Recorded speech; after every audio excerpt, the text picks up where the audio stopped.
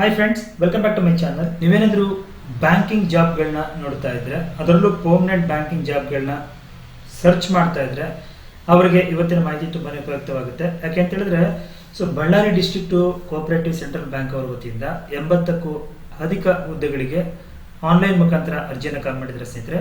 ಬನ್ನಿ ಇವತ್ತಿನ ವಿಡಿಯೋದಲ್ಲಿ ಇದಕ್ಕೆ ಸಂಬಂಧಪಟ್ಟಂತ ಕಂಪ್ಲೀಟ್ ಇನ್ಫಾರ್ಮೇಶನ್ ತಿಳ್ಕೊಳ್ಳೋಣ.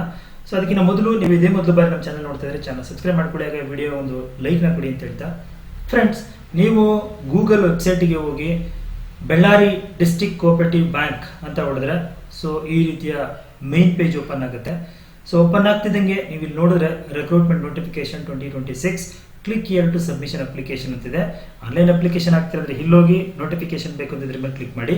ನೀವಿಲ್ಲಿ ನೋಡ್ತಾ ಇದ್ದೀರಾ, ಈ ಒಂದು ಬಳ್ಳಾರಿ ಜಿಲ್ಲಾ ಸಹಕಾರ ಕೇಂದ್ರ ಬ್ಯಾಂಕ್ ನಿಗಮಿತ ಹೊಸಪೇಟೆ ಇವರ ಒಂದು ಅಧಿಕೃತ ಒಂದು ಜಾಬ್ ನೋಟಿಫಿಕೇಶನ್ 6ನೇ ತಾರೀಕಲ್ಲಿ ಇದು ಹೊರಡಿಸಿರುವಂತದ್ದು. ಅಂದ್ರೆ ಇವತ್ತು ಇದು ಒಂದು ನೋಟಿಫಿಕೇಶನ್ ಬಂದಿರುವಂತದ್ದು. ಅರ್ಜಿಗಳನ್ನ ಆನ್ಲೈನ್ ಮುಖಾಂತರ ನಾವು ಆಹ್ವಾನವನ್ನ ಮಾಡಿದೀವಿ. ನೀವು ಖುದ್ದಾಗಿ ಅಥವಾ ಕೊರಿಯರು ಅಥವಾ ಅಂಚೆ ಮುಖಾಂತರ ಕಳಿಸ್ತೀರಾ ಅಂದ್ರೆ ಅದಕ್ಕೆ ಅವಕಾಶ ಇಲ್ಲ, ಓನ್ಲಿ ಆನ್ಲೈನ್ ಮುಖಾಂತರ. ಒಟ್ಟು ಎಷ್ಟು ಪೋಸ್ಟ್ ಅಂತ ಕೇಳಿದ್ರೆ 82 ವಿವಿಧ ಹುದ್ದೆಗಳಿಗೆ ಕಾಲ್ ಮಾಡಿದ್ದಾರೆ.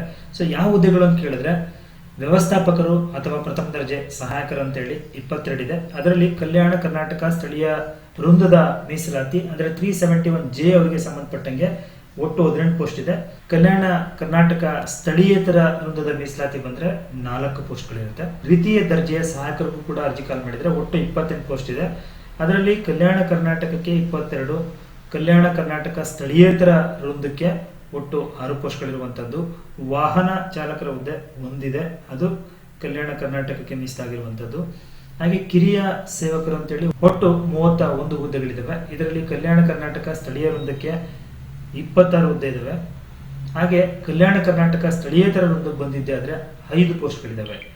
ಇದು ಇಷ್ಟು ವಿವಿಧ ವಿಭಾಗಗಳಲ್ಲಿ ಕಾಲ್ ಮಾಡಿರುವಂತಹ ಹುದ್ದೆಗಳಿಗೆ ಸಂಬಂಧಪಟ್ಟಂತ ಮಾಹಿತಿ. ನೀವೇನಾದ್ರೂ ಇದಕ್ಕೆ ಶೈಕ್ಷಣಿಕ ವಿದ್ಯಾರ್ಥಿ ಏನು ಅಂತ ಕೇಳಿದ್ದೆ ಆದ್ರೆ ನೋಡಿ, ಪ್ರತಿಯೊಂದಕ್ಕೂ ಇಲ್ಲಿ ವಿದ್ಯಾರ್ಥಿಯನ್ನು ಮೆನ್ಷನ್ ಮಾಡಿದ್ದಾರೆ. ಮೊದಲನೇ ಪೋಸ್ಟ್ ವ್ಯವಸ್ಥಾಪಕರು ಅಥವಾ ಪ್ರಥಮ ದರ್ಜೆ ಸಹಾಯಕರಿಗೆ ಬಂದಿದ್ದೆ ಆದ್ರೆ ಯಾವುದೇ ವಿಶ್ವವಿದ್ಯಾನಿಲಯದಲ್ಲಿ ನೀವು ಅಧಿಕೃತವಾಗಿ ಪದವಿಯನ್ನ ಪಡೆದಿರಬೇಕು ಅಂತ ಹೇಳ್ತಾರೆ. ಮತ್ತೆ ಕನ್ನಡವನ್ನ ಬರೆಯೋದಕ್ಕೆ, ಓದೋದಕ್ಕೆ ಮತ್ತೆ ಮಾತಾಡೋದಕ್ಕೆ ಬರಬೇಕು ಅಂತ ಹೇಳ್ತಾರೆ. ಸ್ವಲ್ಪ ಕಂಪ್ಯೂಟರ್ ಜ್ಞಾನ ಇರಬೇಕು ಅಂತ ಹೇಳ್ತಾರೆ. ಹಾಗೆ ದ್ವಿತೀಯ ದರ್ಜೆ ಸಹಾಯಕರಿಗೆ ಬಂದಿದ್ದೆ ಆದ್ರೆ ನೀವು ಸೆಕೆಂಡ್ PUC ಅಥವಾ ಈಕ್ವಲೆಂಟ್ ಕ್ವಾಲಿಫಿಕೇಶನ್ ಇದ್ರೆ ಸಾಕು. ಇದಕ್ಕೂ ಅಷ್ಟೇ ಕನ್ನಡ ಜ್ಞಾನ ಇರಬೇಕು, ಓದಕ್ಕೆ ಬರೆಯಕ್ಕೆ ಬರಬೇಕು, ಕಂಪ್ಯೂಟರ್ ನಿರ್ವಹಣೆ ಜ್ಞಾನ ಇದಕ್ಕೂ ಇರಬೇಕು ಅಂತ ಹೇಳ್ತಾರೆ. ವಾಹನ ಚಾಲಕರಿಗೆ ಬಂದಿದ್ದೆ ಆದ್ರೆ SSLC ನೀವು ಪಾಸ್ ಆಗಿರಬೇಕು ಅಂತ ಹೇಳ್ತಾರೆ.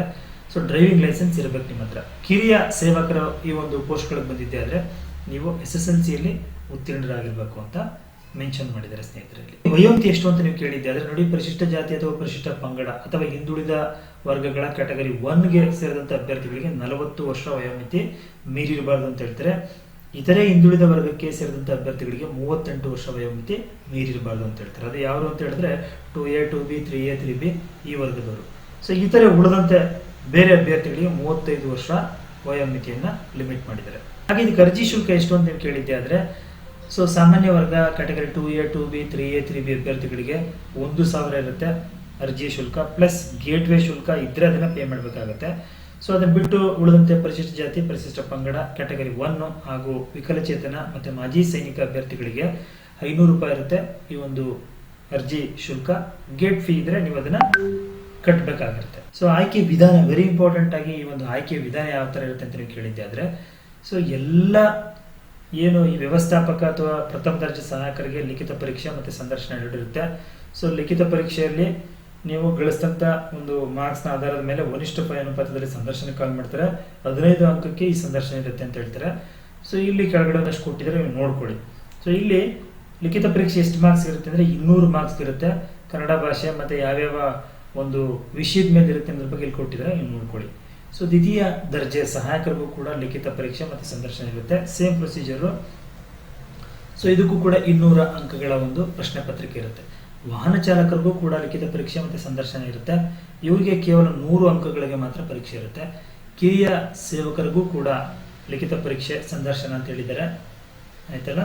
ಇವ್ರಿಗೆ 100 ಅಂಕಗಳ ಒಂದು ಪರೀಕ್ಷೆ ಇರುತ್ತೆ. ಅದು ಕನ್ನಡ ಭಾಷೆಗೆ ಮತ್ತು ಸಾಮಾನ್ಯ ಜ್ಞಾನಕ್ಕೆ ಸಂಬಂಧಪಟ್ಟಂಗೆ ಆಗಿರುತ್ತೆ. ಕೆಲವೊಂದಷ್ಟು ಸೂಚನೆಗಳನ್ನ ಕೊಟ್ಟಿದ್ದಾರೆ, ನೀವು ನೋಡ್ಕೊಳ್ಳಿ ಸ್ನೇಹಿತರೆ. ಅರ್ಜಿ ಯಾವ ತರ ಸಲ್ಲಿಸಬೇಕು ಅಂತ ಕೇಳಿದ್ದೆ ಆದ್ರೆ, ಒಟ್ಟು 5 ಹಂತಗಳಲ್ಲಿ ನೀವು ಅರ್ಜಿಯನ್ನು ಸಲ್ಲಿಸಬೇಕಾಗಿರುತ್ತೆ. ಇನ್ನೊಂದು ಬಹುಮುಖ್ಯವಾಗಿ ಬೇಕಾಗಿರೋದು ಏನು ಅಂತ ಹೇಳಿದ್ರೆ, ಈ ಒಂದು ಹುದ್ದೆಗಳಿಗೆ ಸ್ಯಾಲರಿ ಎಷ್ಟು ಅಂತ ನೀವು ಕೇಳಿದ್ದೆ ಆದ್ರೆ, ಸೊ ಮೊದಲನೆಯ ವ್ಯವಸ್ಥಾಪಕರು ಅಥವಾ ಪ್ರಥಮ ದರ್ಜೆ ಸಹಾಯಕರ ಹುದ್ದೆಗಳಿಗೆ ಸೊ ಬೇಸಿಕ್ ಪೇ 44,425 ಗ್ರಾಸ್ ಬಂದು 83,700 ರೂಪಾಯಿ ಇರುತ್ತೆ. ಹಾಗೆ ದ್ವಿತೀಯ ದರ್ಜೆ ಸಹಾಯಕರಿಗೆ 34,100 ರೂಪಾಯಿಂದ 67,600 ಗ್ರಾಸ್ ಇರುತ್ತೆ. ವಾಹನ ಚಾಲಕರಿಗೆ 31,775 61,300 ಸ್ಯಾಲರಿ ಇರುತ್ತೆ ಗ್ರಾಸು. ಹಾಗೆ ಕಿರಿಯ ಸೇವಕರಿಗೆ 29,600 52,800 ರೂಪಾಯಿ ಇರುತ್ತೆ. ಸೊ ಇದು ಈ ಒಂದು ಹುದ್ದೆಗಳಿಗೆ ಸಂಬಂಧಪಟ್ಟಂತ ಒಂದು ಸ್ಯಾಲರಿಗೆ ಸಂಬಂಧಪಟ್ಟಂತ ಕಂಪ್ಲೀಟ್ ಇನ್ಫಾರ್ಮೇಶನ್. ಫ್ರೆಂಡ್ಸ್, ನೋಡಿದ್ರಲ್ಲ, ಇದಾಯ್ತು ಬಳ್ಳಾರಿ ಜಿಲ್ಲಾ ಸಹಕಾರ ಬ್ಯಾಂಕಲ್ಲಿ ಕಾಲ್ ಮಾಡಿರುವಂತಹ ಸೊ ವಿವಿಧ ಹುದ್ದೆಗಳಿಗೆ ಸಂಬಂಧಪಟ್ಟಂತ ಕಂಪ್ಲೀಟ್ ಇನ್ಫಾರ್ಮೇಶನ್. ಸ್ನೇಹಿತರೆ, ಮಾಹಿತಿ ಉಪಯುಕ್ತವಾಗಿದ್ದರೆ ವಿಡಿಯೋ ಒಂದು ಲೈಕ್ನ ಕೊಟ್ಟು ಫ್ರೆಂಡ್ಸ್ ಮತ್ತು ಫ್ಯಾಮಿಲಿಗೆ ಶೇರ್ ಮಾಡಿ. ಇದೇ ರೀತಿಯ ಅಪ್ಡೇಟ್ಸ್ಗಳಿಗೆ ನಮ್ಮ ಒಂದು ಯೂಟ್ಯೂಬ್ ಚಾನಲ್ನ ಫಾಲೋ ಮಾಡಿ ಅಂತ ಹೇಳ್ತಾ, ನಿಮ್ಗೆ ಏನಾದರೂ ಡೌಟ್ ಇತ್ತು ಅಂದರೆ ಕಮೆಂಟನ್ನು ಮಾಡಿ. ನಾನು ನಿಮ್ಮ ಡೌಟ್ಗಳಿಗೆ ಆನ್ಸರ್ ಮಾಡುವಂಥ ಪ್ರಯತ್ನ ಮಾಡ್ತೀನಿ ಅಂತ ಹೇಳ್ತಾ ಮತ್ತೆ ಸಿಗ್ತೀನಿ. Thank you, by.